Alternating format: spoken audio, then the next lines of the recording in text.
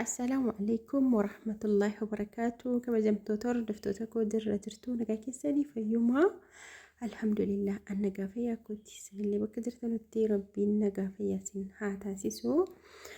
Akkuma argitanuu firaashii boondidii tiraasii makaddaa beebii tiraasii sufraa minxaafii maggaarajaa akkasuma immoo meeshaa mana keessaallee qabdi hordoftuun koo kun yookiin obboleettiin kiyya. Akkuma argitan as biratti firaashii boondidii fi ispoonjii wal biratti qabee kan inni isinitti agarsiisu ta'a. Ispoonjii isa aandinyaa jedhamuu fi boondidii isa yeroo hunda firaashii cimaa bareedaadha. Yeroo silaa waa bituun keessanii noollee amma waa bitaa oolurra aluma tokko kana bitaa isiniin jedhee isinitti himuu. Wal bira qabee garaagarummaa isaa kan inni isinitti agarsiisu ta'a. Viidiyoo kana yoo isinitti tole laayikii godhaa. Akkasuma namoonni chaanalii kanaaf haaraa taatanii sabskraayibii godhaatii viidiyoon an isiniif gadhiisu yeroo hunda isin bira qaqqaba jechuudha. Akkuma argitanuu inni kuni boondidiidha. Inni kun immoo ispoonjii firaashii ispoonjiidha jechuudha. Akkuma argitan ispoonjiin kunooti ispoonjii taayigarii jedhamu yeroo ammaa kana jimmaan keessaa ispoonjii isa aandinyaa jedhee gurguramu jechuudha. Inni sun immoo boondidii argitanii haala kana qullaadhuma isaa faabirikaarraa bahaa isa arabiyaa majlisii ittiin hojjetamu jechuudha. Argitanii laamiila tokko tokkoon irra dhaabataara lachuurrayyuu isa kana la argitanii inni sun immoo niqniq hin jedhu jechuudha. Inumayyuu hin socho'u. እና yoomiyyuu akkuma akkas ta'etti ta'a jechuudha. Boondidii isa aandinyaa taanaan illaafuu hin faraffaramuu waa tokko hin ta'u jechuudha. Kun ispoonjii la argitanii hin beektu gaa ispoonjii isinitti agarsiisuuf osoo hin taane garaagarummaa boondidii fi ispoonjii isinitti agarsiisuuf malee firaashii ispoonjii wallaaltaniis miti. Boondidii kanas kaa irra hedduun keessan boondidii maanni naan jettaniifaniin wal bira qabee isinitti agarsiisaaraan afaan asumaanuu. Argitanii la isa kana firaashii cimaa bareedaa bakka al tokko birriin isaa yeroo wal bira qabamu badaa hangas mara miti haa ta'u amma ispoonjii si haphii kana si borlaaftee carqii keessaa fokkistu kana bituu keessanirra maatii keessaniis ofii keessaniis ta'ee yoo arabiyaa majlisii illee carqii ammaatti qayyaruu maal arabiyaa majlisii namoonni tokko gaa birrii isin hanqatee osoo hin taane arabiyaa majlisii bakka kanumti carqii amma isa kanatti qayyarachuu barbaaddanii kan arabiyaa majlisii bitattantu jirtu dhiistanii isa kana bitattantu jirtu.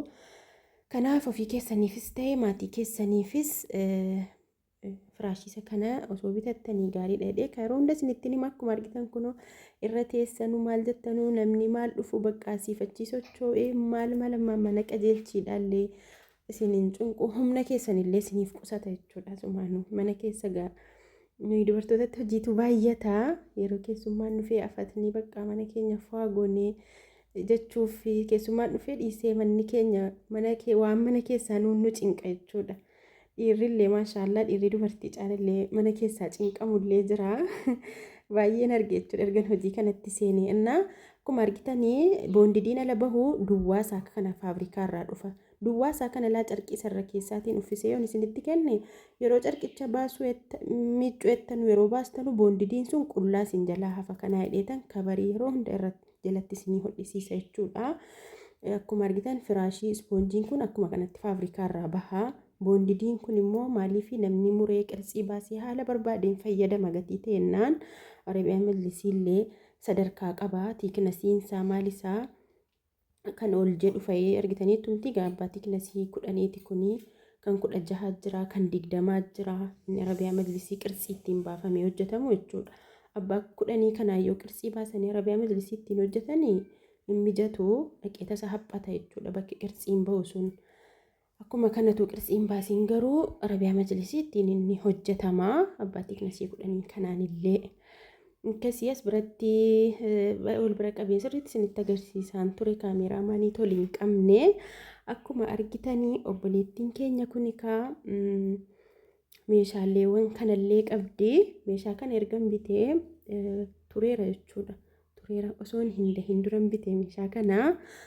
Gatii ammaa kana yoon isinitti meeqa omaan fayyadu jedheetaniin viidiyoodhuma abbaan meeshaa haa ilaallattu jedheetan viidiyoo isaa asirratti farrashee isin agarsiisaara malee silaan immoo waraabee maaliif inni YouTube irra hin gadhiisne jedheetan malee gatii isa hamma yeroo sanaa yoon himee waa tokko hin fayyadu jechuudha. Isiidhaaf ergeeraa keessaan zirzirii qodaa isiitii fi gatii isaa tokko tokkoon ergeeraa fi asirratti yoon himee yoo teelaa katooraa kana qofaa as dhiyeenya kana bitamee dheengadduma kana nama lamaa walii namni katooraa lama walitti bitee tokko inshaallah viidiyoo isaa siichan postataa tokko immoo kan siiti jechuudha. Katooraan kun leetirii jahaa meeqa galee bismillah dura 2,000 waan akkasii ture amma 5,500 katoorattiin kun jechuudha. Birraan alanaa maasha Allah birraan birraadha. Wallaahi yeruma hunda garuu birraa qodaan baay'ee dabalaa. Majlisa Arabiyaan illee dabaleeraa, boondidiin dabaleeraa, carqiin firaashii, tiraasii wanti hin dabaliin marfeen illee wanti hin dabaliin hin jirtu jechuudha. Gibirrii wanta adda addaa badaa daddabalee kanaa jedhee namni kaa qodaadhuma irratti dabalee wanta mootummaa galchu sanaan cufataa kana hidhee waa dabalaa egaa doolaarris ni dabalaa argitu warroonni biyya alaa yeroo birrii biyya ergattan birriin isinii daddabalasaa akkuma sanaasii qodaanis akkuma sana daddabala nuttiin isiniin jedhaa. Akkuma argitan takkaayaa beebii qabdii obboleettiin kiyyaa maggaarajaan isiillee maashaallah kana fakkaata meetira tokkoof walakkaadha wanti kunii kan maskootiiti. Garuu anatu viidiyoo jedhee walitti godhee carqii meetira tokko walakkaa carqii meetira 3 maskootii tokko carqii meetira 3 carqii meetira 6tu isa irraaf isarra keessaa wajjin meetira 12 jechuudha. Walitti carqiin kun haala kanaan shabamee bareedee fi hodhamee as biratti birdi libsii kiiloo 4 walakkaadha inni aandanyaan bareedaan diizaaniin isaallee kan bareedu gatiin isaallee kan dabalu jechuudha. Isa 9 walakkaarra isa 4 walakkaa kan jechuudha birdi libsiin kan qulqullina qabu kan bareedu diizaaniidhaanis maaliinis 9 walakkaan kiiloodhuma isaa tolka'e malee amma isaa 4 walakkaa kanan gahu maandajaa kasalaa baay'ee tokko bareedaa kana birrii 800 bitamee fi baay'ee tokko sibiilli isaa badaa bareedaa isaati jechuudha. Istoovii waan argin qabdu obboleettiin kiyya kuni maandajaa kana kaasii barbaachisa jedheetuman bitee fi isinillee hin himanne miskiina wayiiti obboleettiin kiyya hordoftuun kiyya kuni wama sitti tole bakka naa godhi jettee meeshaa muraasa irraa himattee anis immoo waan mijatee itti gugguuteef jechuudha. Inshaallah akkasii namoonni meeshaalee garaagaraa ajajachuu barbaadanii kaa'asumaanuu ajajadhaan isiniin jedhaa. Afata garaagaraa carqii bifa barbaadaniin haala barbaadaniin carqii yeroo hammaa jiru maatii keessaniif illee ofii keessaniif meeshaa mana keessaa waan barbaadan Saalihaa Immatiyuu magaalaa Jimmaa biraa argachuu dandeessu. Badeen jira kaa yuutuubii irraa manni kun qabbanaa'eera qorreera mukaaheera. Viidiyoodhumaan gadhiisu irratti laayikiidhaan naaf hoho isaan isiniin jedhaa. Namoonni immoo hiriyootan keessanii ana biraa meeshaa bitattanii kaatanii hiriyootan keessanii immoo naa daddabarsaa jirtanii galatoomaa ulfaadhaan isiniin jedhaa sumaanuu. Saanii raaniin kun illee baay'ee tokko dabaltee 1,000 wayii kaastee amma birraa kana birrii 3,000 wayii galeera jechuudha. 3,300 waan akkasii galeera dheengadda wayii.